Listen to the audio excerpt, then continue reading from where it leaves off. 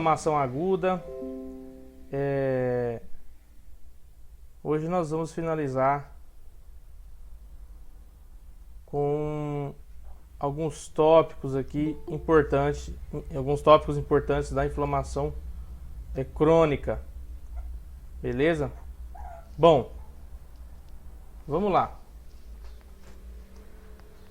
Então, falando da inflamação crônica, né, aquela inflamação que ela persiste, ali ela tem de um início muitas vezes gradual e uma duração mais prolongada. E algumas causas que a gente tem associado são as infecções persistentes, né, que elas geram ali vários processos inflamatórios, né, onde torna-se esse processo inflamatório agudo, ele passa a ser chamado de processo inflamatório crônico, devido ao seu tempo de duração. Bom, outro tipo de causa, né, outra causa etiológica são acílicas, né? É aquele paciente que tem uma exposição a um agente potencialmente tóxico aí por muito tempo, beleza? Ou aquele caso de aquelas enfermidades que são autoimunes, né? A autoimunidade, que aqui a gente tem no caso o corpo atacando o próprio corpo, beleza? Bom, vamos aprofundar aqui então na célula mesmo, né? Bom, a infiltração de células mononucleares, células essas, né, que são aí muito citadas na inflamação crônica. Na inflamação crônica nós temos aí dominante o macrófago. O que acontece? No caso da inflamação crônica, né, o macrófago ele vai ter ali vários meses ou até anos de duração, né, de vida mesmo. Já o monócito ali ele é degradado mais ou menos ali um dia, no máximo ali 2 dias o monócito ele já é degradado, né? O monócito já morre. E o macrófago não, o macrófago ele permanece ali por meses ou anos, então por isso que ele é predominante na inflamação crônica. Bom, essas duas células elas são atraídas por aqueles mediadores, né?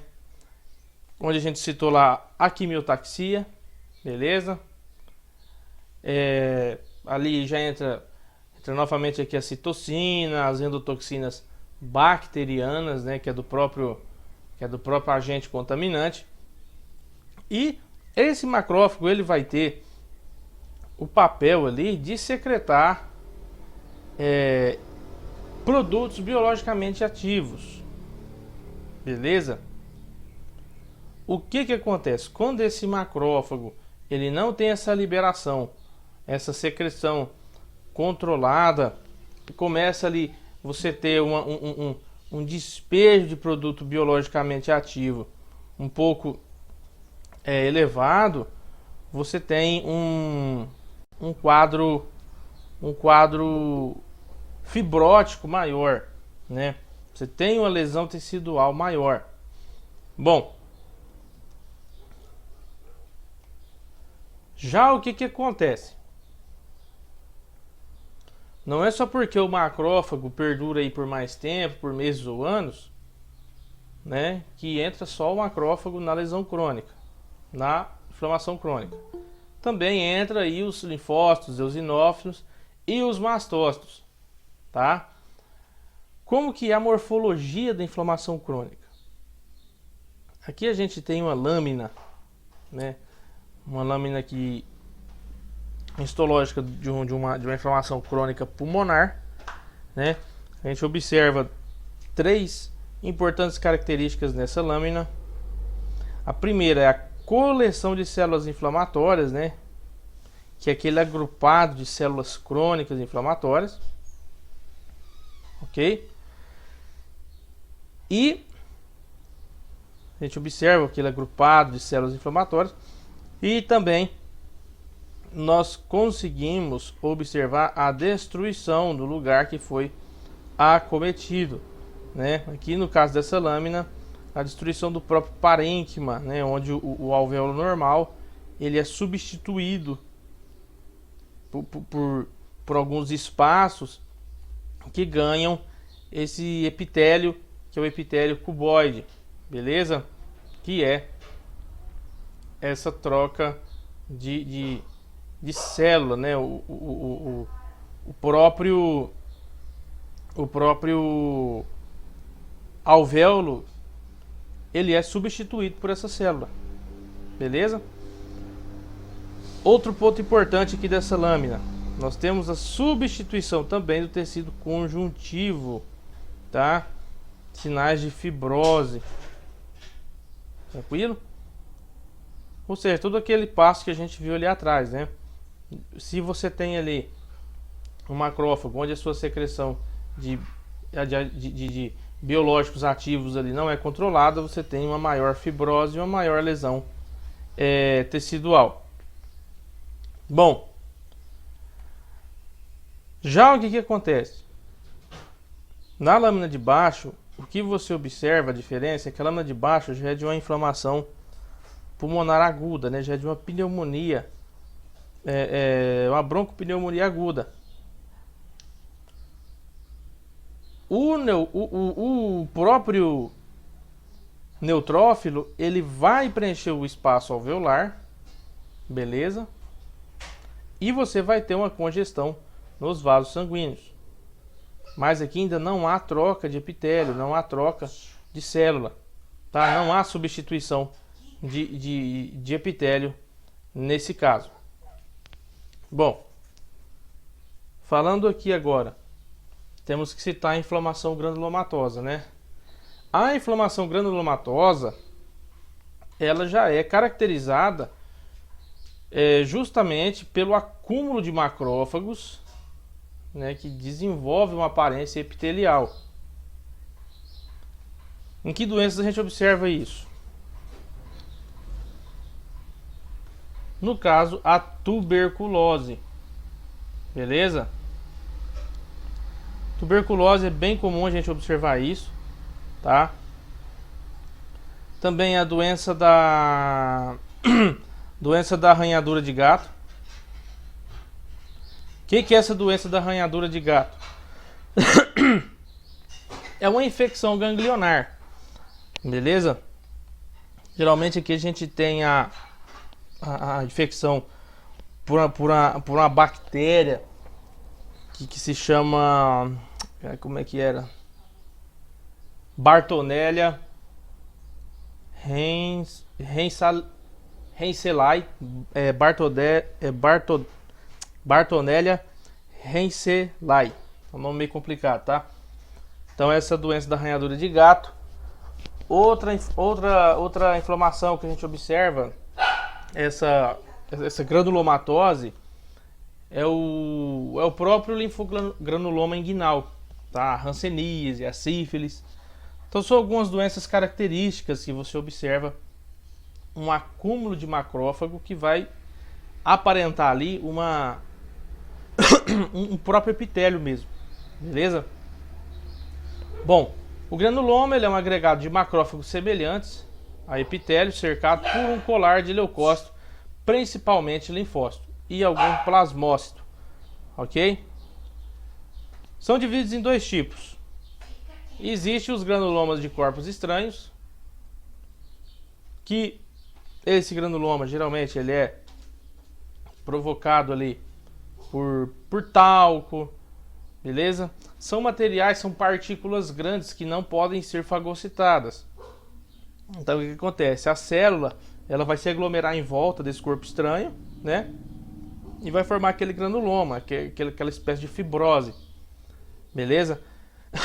E os granulomas imunes, que eles são causados por micro-organismos insolúveis, tá? Que já não tem corpo estranho, já é um micro-organismo mesmo.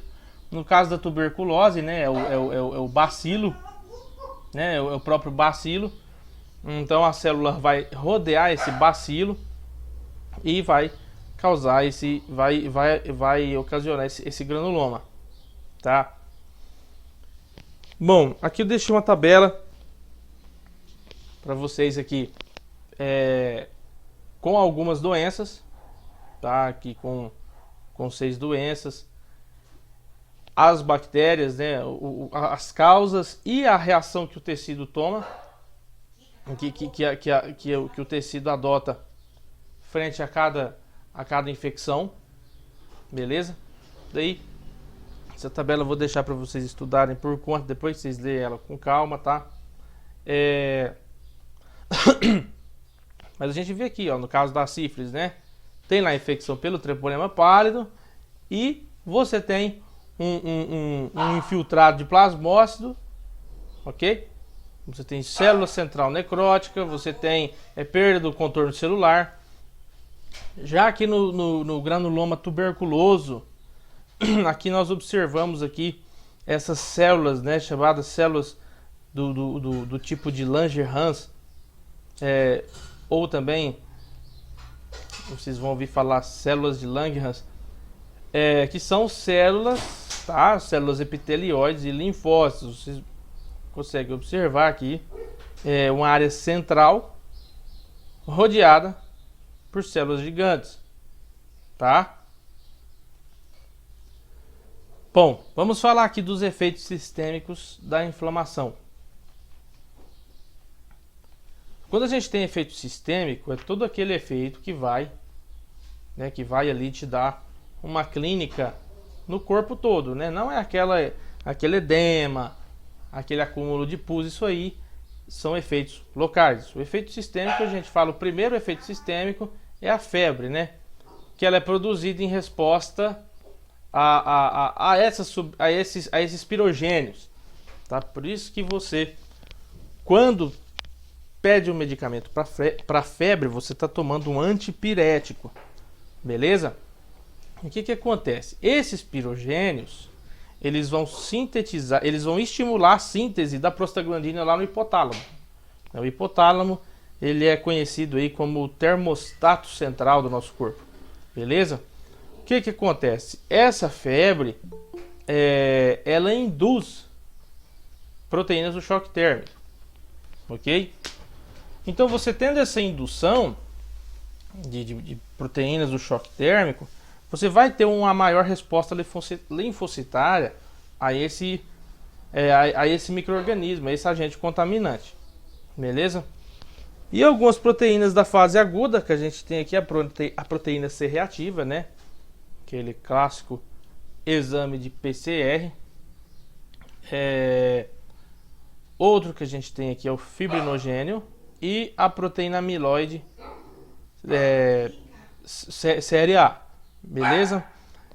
Bom, essa PCR e essa proteína amiloide série A, elas vão se ligar à parede microbiana para sempre facilitar a fagocitose, né?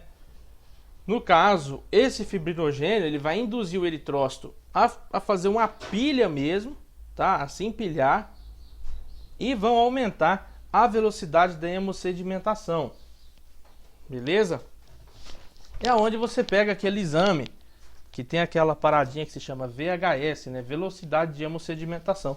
Essa velocidade de hemossedimentação, ela tá alterada, né? Ela tá aumentada. Então você tem ali algo sugestivo a alguma infecção, alguma inflamação, ok? Então aqui você já tem um exemplo no próprio hemograma, beleza?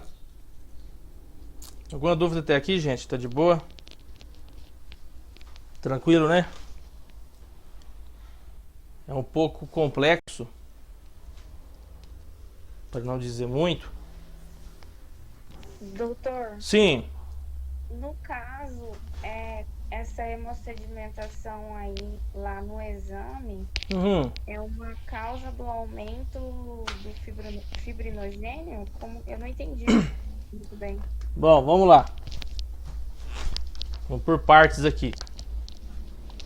O aumento do fibrinogênio, quando a gente tem aquela fibrose acontecendo lá, é devido ao excesso de macrófago lá, certo? Então aqui, quando você tem um VHS aumentado, a velocidade de hemossedimentação, ela vai te dizer, tá? Ela vai te falar que o que acontece? Tá tendo uma reação inflamatória aguda, né? Uma reação inflamatória acontecendo e está sendo liberado proteínas da fase aguda, beleza? Você está tendo uma infecção ali que está em processo de resolução.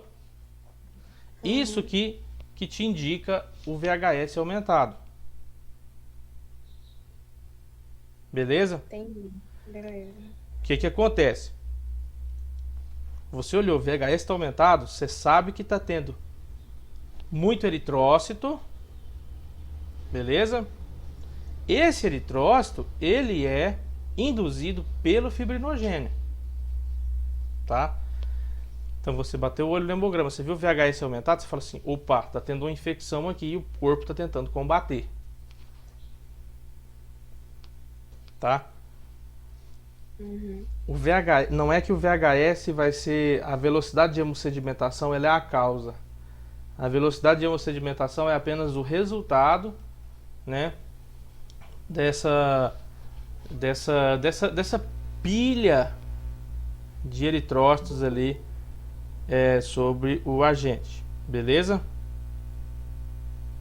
Beleza. Ô, professor, Sim. deixa eu fazer um lembrete, talvez eu esteja falando até besteira. Eu me lembro mais ou menos, esse VHS, ele está relacionado a uma infecção, né? Isso. Velocidade. E é onde você distingue, dependendo da agressividade e agente, se ele é bacteriano ou viral, O VHS, ou ele é só indicação do processo inflamatório? ele é a indicação que está havendo o processo inflamatório, tá?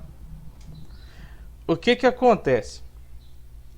Esse VHS alterado, ele não é específico, né?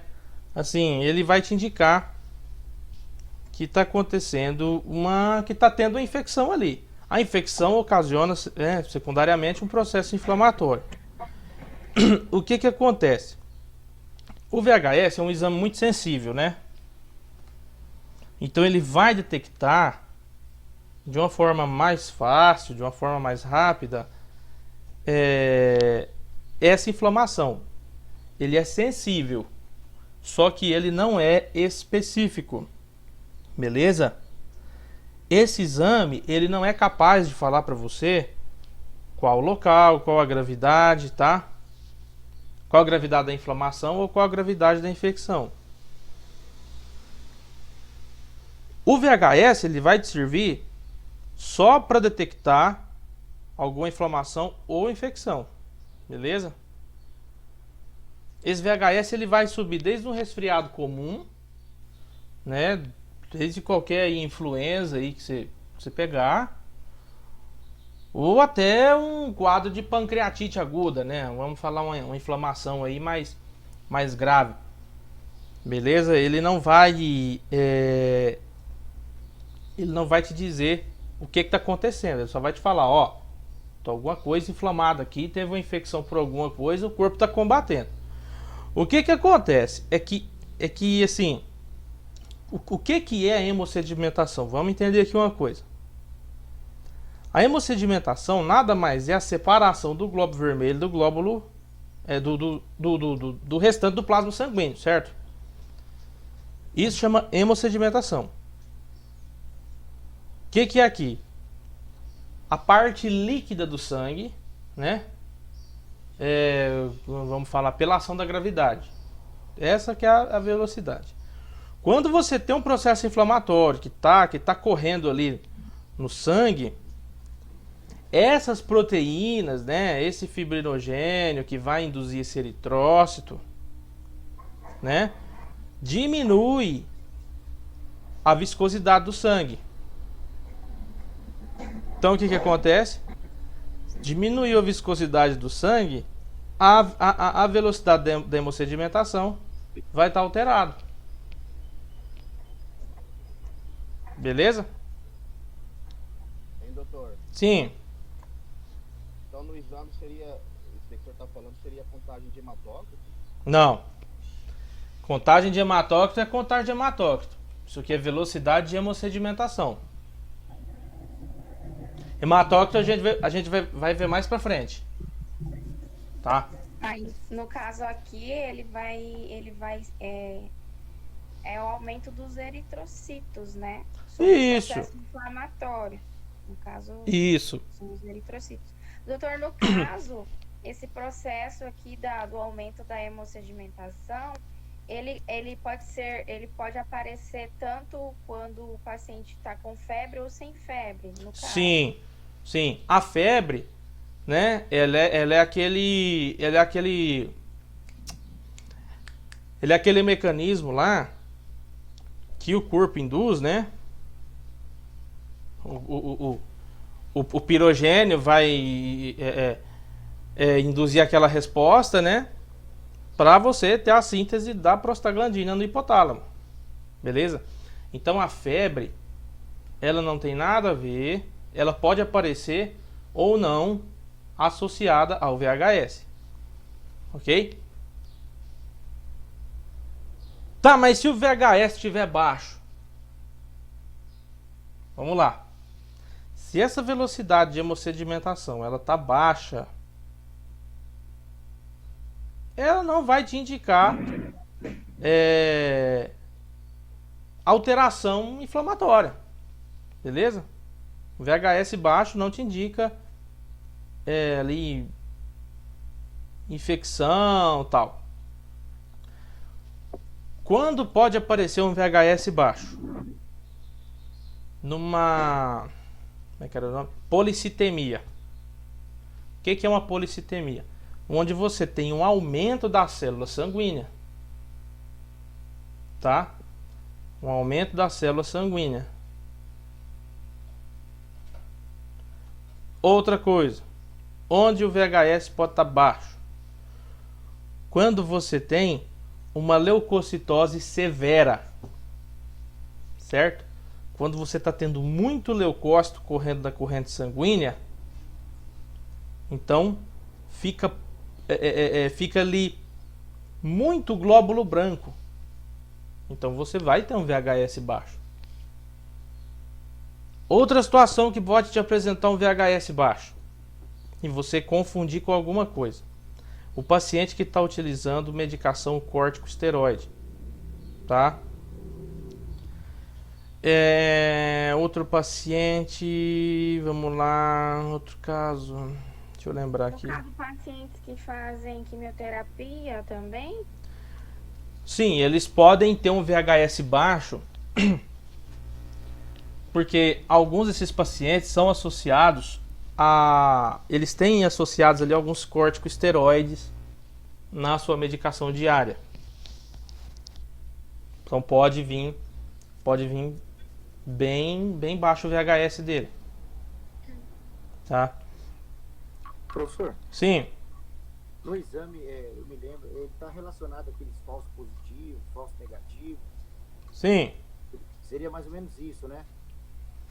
Devido às vezes uma infecção que a pessoa teve lá atrás, ou através de um trauma, um corte, alguma coisa desse tipo. O VHS você fala, né? Falso positivo, Não, cara, o VHS ele é muito sensível. Se o VHS veio alto, é porque tá tendo algum processo inflamatório ainda. É porque às vezes você No caso, ele é presente agora, não de anterior. No Sim, caso, né? sim, resolveu a De infecção. hoje, Isso, agora. ele é muito sensível, tá?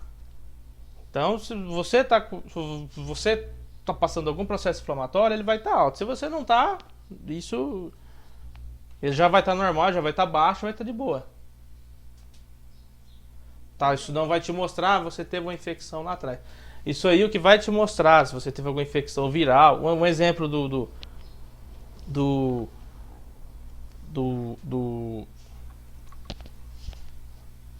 exame lá pro corona, né?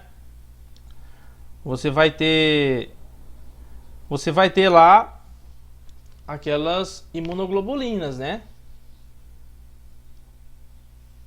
Você vai ter ali...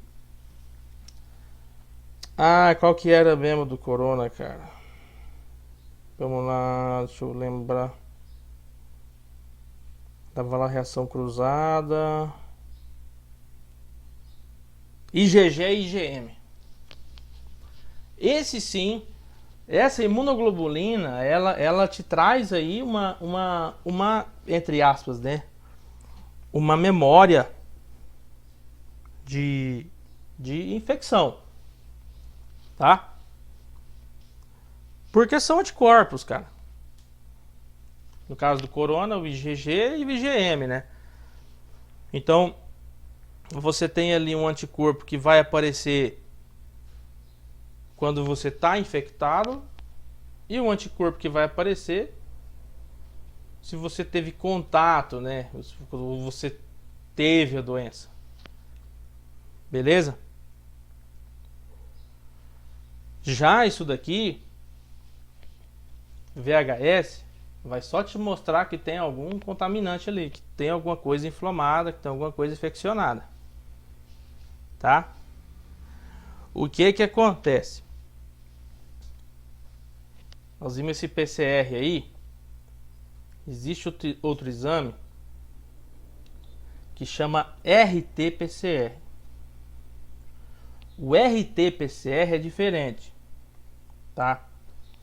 O que que acontece? Esse RT-PCR já seria tipo como que eu posso dizer? Um exame sorológico. Beleza? Esse exame sorológico já é específico. Você já tem ali o uso de uma enzima, né? Uma enzima transcriptase reversa, tá? Que é o mediador aí nesse exame. Então, você tem um exame específico, de alta especificidade. O VHS, ele tem alta sensibilidade. Beleza? Resumindo, o VHS só vai te falar se tem alguma coisa inflamada no teu corpo. Mais nada. De boa?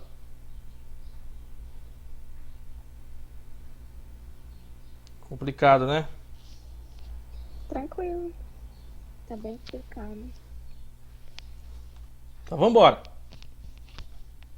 Quando a gente fala esse termo leucocitose, que a gente tem um aumento do número de leucócitos. Beleza? Uhum. Quanto que esse leucócito pode aumentar? Esse leucócito pode subir mais de 20 mil. Esse leucócito pode estar aí de 40 a 100 mil. Vai depender do grau da infecção, de como o corpo está reagindo. Outra coisa, quando você tem leucócito muito alto, você está tendo leucócito sobrando, então, logicamente, você vai ter uma baixa no número de neutrófilos. Então, você vai ter uma neutrofilia. Beleza? Qual enfermidade causa neutrofilia? Algumas aqui. Mononucleose. Mononucleose é aquela clássica doença do beijo, né? Que a faringe, a orofaringe do paciente vira aquele enrosco, né? É pus pra tudo quanto é lado, é placa. Também na cachumba você observa, na rubéola, aqui algumas, né? Mas na maioria das infecções, na maioria, você vai ter neutrofilia devido ao aumento de leucócito. Então você olha um VHS aumentado, você fala, opa. Aí você olha lá, O cara tem leucócito alto. Lembra que a leucocitose é um dos fatores que vai fazer o VHS vir alterado, né? Você vai bater o olho lá, puta, leucocitose, VHS alto, neutrófilo baixo, né? Neutrofilia. Aí você olha e fala assim: o eosinófilo do cara tá baixo. Opa! Então, pronto, você fechou teu diagnóstico infectológico ali. Você sabe que tá tendo alguma infecção por alguma coisa. Beleza? Qual outra situação que o eosinófilo pode abaixar também? Nas infecções parasitárias, né? Então, o teu paciente tem lá umas cáries, né? Então, do quanto essas cáries está completando o ciclo dela lá, bonitona lá, você vai ter, pode apresentar eosinofilia. E aí você vai associar a velha e clássica clínica, né? Por isso que o livro fala: a clínica é soberana. Você vai avaliar se o teu paciente tem taquicardia, como está a pressão arterial, se ele está sudoreico, se ele tem tremor, calafrio, se o teu paciente está emagrecendo, se o teu paciente está perdendo fome, né? Anorexia, se o teu paciente está sonolento, ele está fraco. Você olha assim, você fala assim: putz, isso aqui tá uma clínica certinha de uma gripe. Tá quase tudo batendo com a gripe. É um exemplo do resfriado, como a gente falou. Beleza? Quando você tem uma infecção muito alta da corrente sanguínea,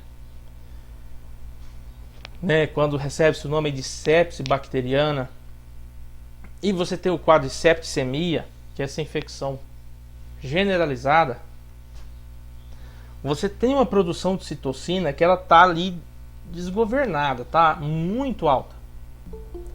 Então, o que pode acontecer com esse teu paciente que está sofrendo essa septicemia? Essa enfermidade CID, né? Que é a coagulação intravascular disseminada. Bom, todo paciente séptico, é muito importante, principalmente quando esse paciente está lá na UTI, esse paciente tem uma monitorização constante dos níveis glicêmicos dele, tá? Então, o que acontece? Quando você tem essa citocina muito alta, né, esse TNF e esse IL-1, por causa da sepse bacteriana, a infecção já está disseminada, isso aí indiretamente vai afetar o fígado, tá? Essas citocinas, elas vão fazer lesão hepática. Então, o que acontece? Você não vai ter uma devida manutenção por parte da glicose, né? Você vai ter uma glicose sanguínea ali desregulada, tá? E secundariamente você começa a ter alguns efeitos secundários a isso aí. A disfunção hepática é uma delas. Outra coisa, esse paciente é danado para cursar com insuficiência cardíaca. Beleza? O que acontece? No paciente séptico, essa insuficiência cardíaca, ela está associada a essa produção exagerada dessas toxinas, né? Então você começa a ter queda de pressão. O paciente começa a ter queda de pressão. Aí, secundariamente, essa queda de pressão, o corpo já começa a compensar fazendo o quê?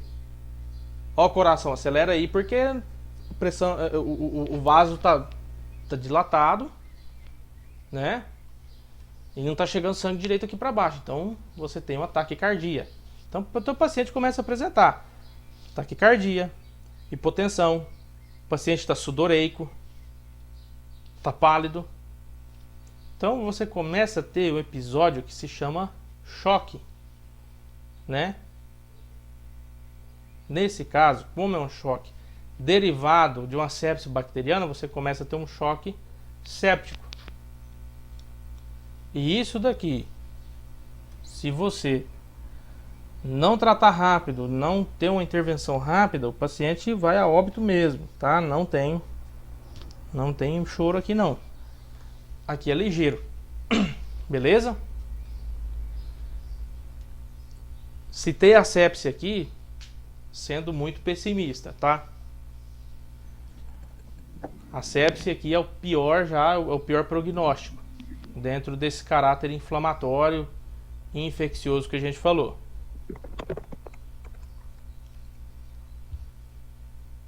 Doutor, cita um exemplo aí de um paciente que faz uma sepse. Vai ficar mais fácil de entender. Vamos lá. Aquele paciente que tem um cálculo renal e aquele cálculo, além por uma ironia do destino, resolveu descer para a porção distal do ureter. Beleza. Esse paciente vai ter um quadro de pielonefrite, né? Uma infecção renal ali. E essa clínica, ela vai ser uma clínica no começo, pode ser que seja uma clínica muito xoxa, né? Aquela febrinha, tal, aquele desconforto, aquela indisposição, cara, eu tô com a gripe aqui e tal. E começa ela a tomar os antigripais, né, de boa ali na manha.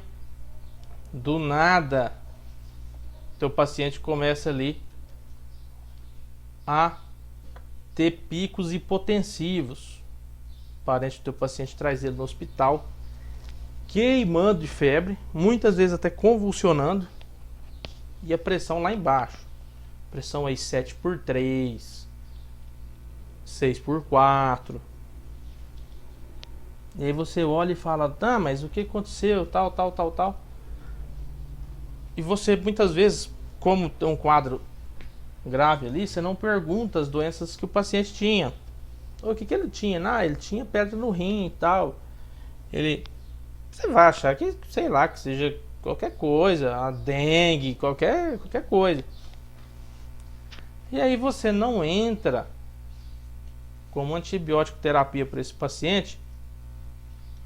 Você não dá um jeito de mandar essas citocinas todas para fora e o teu paciente morre por choque séptico. Beleza? Citei o caso de uma pielonefrite, né, que virou um choque séptico. Pneumonia pode virar choque séptico? Pode, tá? Outro caso que pode virar choque séptico é aquele paciente de trauma